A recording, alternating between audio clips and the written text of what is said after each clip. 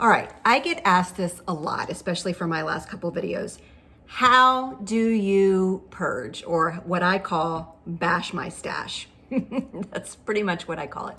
How do you do it? Do you feel bad getting rid of stuff that you paid money for? Do you go into your stash, pull something out to get rid of, and then go, oh, no, I can't, because what if I decide I need to use it? How do you bash your stash? How do I can tell you how I bash my stash, and maybe it will help you. Maybe it will help you alleviate guilt.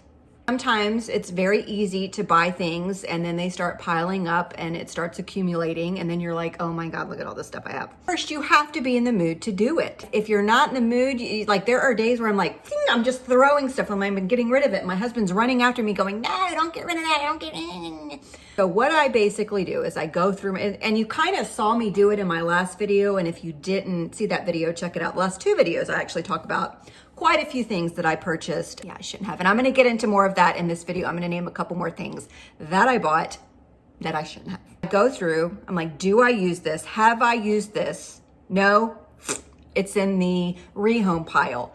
If I come across a product that didn't really hold up to what I thought it was gonna be, quality, or it just didn't do what it said it would do, I don't rehome that, because that means I don't recommend that product. So that is something I do throw it away. I'm sorry. But what can you do when you rehome? How do you rehome something? I get that a lot. For a long time, I did mystery boxes for charity. So I would load full all of these things in priority flat rate boxes. I would just pack it as full as I possibly could get it, seal it, and then I would sell it. Probably sold 60 to 75 mystery boxes in the last several years. And I have never once said, oh, this is garbage, or oh, you didn't send me enough, because I want to rehome it. I want to give it to someone that will use it. So I do that. And then I give 50% of the proceeds that I get from those mystery boxes to a charity that I support. Lately, I just kind of keep a box off to the side of like a large priority box. And then as I'm purging through my room or bashing my stash, put in that box. And once that box is full, I will either, if I know someone that's, maybe gone through something or whatever, I'll send it to them. Schools will take a lot of those kinds of things, senior homes, those kinds of things. I will donate it that way, like physically, locally in my town. It's something I can drive over. I'll go through each section of my room. So here's like my bookcase. So I'll take a day and I'll go through every single cubby, every single box. And then down at the bottom, there are drawers and things. I will touch every single thing. That's key, touching every single thing. And then I say, have I used this in the last year or two?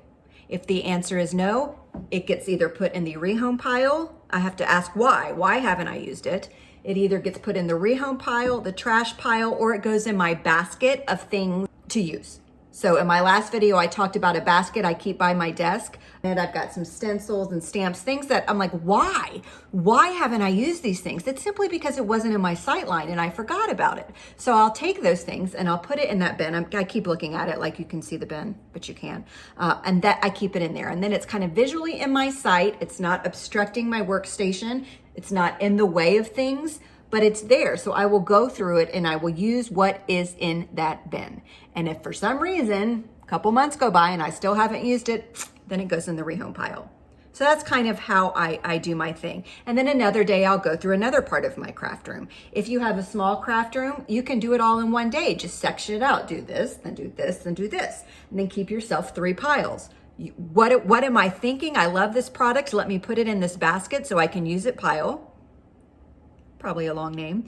Rehome, it's a great product. It's just not for me. I don't ever reach for it. That's great. Or this product did not make the cut. There was dried out. It's just not what it said it was. It doesn't work. That goes in the trash pile. And then do I feel guilty about it? No, I really don't. If I'm rehoming it, it's going to someone that will use it. If I'm throwing it away because it didn't live up to the hype, well, I'm not going to use it anyway. And I'm certainly not going to recommend it. And sometimes going through my craft room, I'm like, oh my gosh, I totally forgot I had this. Well, that's like I just got a new product all over again without spending any money, right? So bash your stash. Don't be afraid to go in there and bash your stash. There is nothing wrong with doing it. And do not feel any guilt. If you find that you're having guilt, email me. I'll talk you out of your guilt. I'll talk you out of it, I promise. All right, let's make fun of me some more and talk about some of the things that I bought that I'm like, what was I thinking? Now, again, most of the things, not all of them, but most of the things that I bought, there's nothing wrong with them. They just simply don't suit my style. So I bought this whole entire makeup line products. It's not makeup. It's from inks and paints and pens and sketches and Facebooks. I bought all these things because I was so into makeup at that time. I'm like, ooh, I'm going to incorporate it into my crafting. I didn't. I did a couple of times, and then I found that I enjoyed putting makeup on my face more than I enjoyed makeup, but that is made for crafting, on a piece of paper. So gave it to my daughter. She made a hot mess of it also. Another thing I got was a crocodile. Do you guys know what that is? It is ginormous. I don't have it anymore. I'd be holding it up and it would be, you know, about this big. I don't even know. I think you can put eyelets and brads and all these things. I got it when I was back in Florida. I was with my aunt. We went to Hobby Lobby. I had a coupon and I bought it. And I was like, oh yeah, I've got this crocodile. This is awesome. I don't use brads. I don't use eyelets. I don't use any of that stuff. I straight up used it as a hole puncher. Why do I have this big, heavy thing to use as a hole puncher? So I did rehome that, and I went to the school section of like Target, and for like $1.25, I bought a little tiny hole punch, and that's what I use. I don't know what I was thinking. Crocodile. That's a couple more things to add to my Let's Make Fun of Me list, right? I think it's so fun. Oh, one other thing that I had to have it, was the alcohol lift ink pad. There's nothing wrong with it. There is absolutely nothing wrong with it. I never, ever, ever, ever remember to reach for it, but I love it. So what did I do with that? I took that ink pad and I plopped it in my bin that is right next to my desk. My little storage bin that says, use this, Laurel. Do not go shopping. Do not go out and buy new things. Do not pass go. Do not collect $200. Use what you have. I have an entire bin, I'll show you, of stuff that I am super excited to use that I forgot I had. So while I'm purging, not only am I purging and bashing my stash and rehoming or getting rid of the things that just didn't work, but I'm also discovering things that I bought that I just maybe used once or I bought and forgot all about. So it's like I'm buying it all over again, but I'm paying no money because I already have it. So I love that. That is fun. That is a benefit of going through your craft room and purging. If you need incentive to purge, then think you are going to likely, guaranteed, discover something that you have bought that you forgot all about. And it'll be like Christmas. So here are what has gone into my bin. I've got lots of stencils. I'm very, very excited to use from Joggles. This was actually something that Karen Tamir that has released with Joggles. So I have all these stencils. And I have lots of stamps that I pulled out that I was purging that I just need to use, that I'm super excited about having. And this is one thing that I did buy in the last couple of weeks, this stencil butter. So what better to use it with the stencils, right? So this is what's kind of in my bin from my latest bash. Hi, Max. Before I end the video, should I tell them about Skillshare real quick? Should I give them my secret? Really? All right.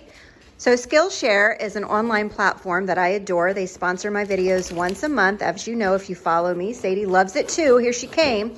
And it's just a great platform full of anything under the sun that you possibly could think of that you want to learn. And the first 1,000 people that click my link below in the description will get a couple months for free. So be sure to click the link in the description. Check out Skillshare. And if you've got any questions about it, let me know. But yeah. That's all for today. Say bye, Max. Say bye, Max. Thanks, Skillshare. Thanks for watching. Bye.